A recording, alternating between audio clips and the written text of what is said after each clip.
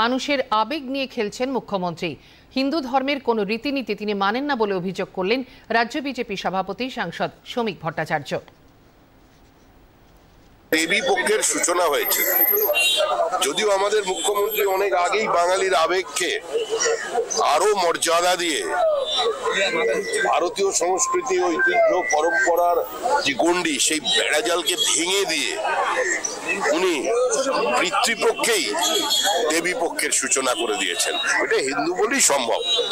এটা যদি মহরম হতো কিংবা খ্রিস্টানদের কোনো উৎসব হতো, ধর্মীয় আচার অনুষ্ঠান হতো, তাহলে উনি এটা করতে পারতেন না।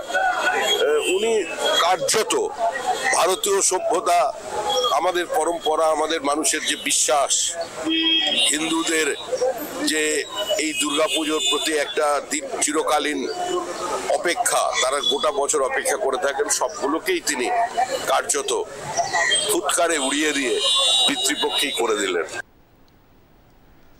রাজ্যে রাজনৈতিক হিংসায় নিহত বিজেপি কর্মীদের আত্মার শান্তি কামনা করে তর্পণ করেছেন বলে জানালেন শ্রমিক ভট্টাচার্য।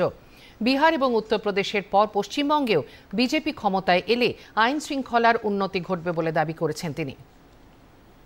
ভাতৃহত্যার মধ্যে দিয়ে কোনোদিন পৃথিবীর কোথাও চিরকালীন শান্তি প্রতিষ্ঠা পায়নি, আর সেটা হওয়া সম্ভব নয়। সুতরাং এই সংঘর্ষ, এই হানাহানি বন্ধ হোক। অন্যান্য রাজ্য যারা এই ভোট সংস্কৃতি থেকে, রাজনৈতিক সংস্কৃতি থেকে বেরিয়ে আসতে পেরেছে, যে বিহারের কথা আগে আমরা কাগজে পড়তাম, উত্তরপ্রদেশের কথা পড়তাম, আমাদের প্রয়াত মুখ্যমন্ত্রী বুদ্ধদেব ভট্টাচার্য কোনো ঘটনা ঘটলেই বারবার বিহার, উত্তরপ্রদেশের রেফারেন্স দিতেন, আর পশ্চিমবঙ্গের আইন শৃঙ্খলার একটা তুলনামূলক বিশ্লেষণ সাংবাদিকদের সামনে রাখতেন।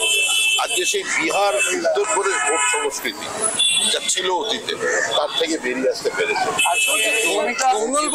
দেশ, রবীন্দ্রনাথের দেশ, বিদ্যাসাগর, বিবেকানন্দর দেশ, যারা একদিন ভারতবর্ষকে পথ দেখিয়েছে, আমরাই এই হিংসার আশ্রয় থেকে বেরোতে পারছি না।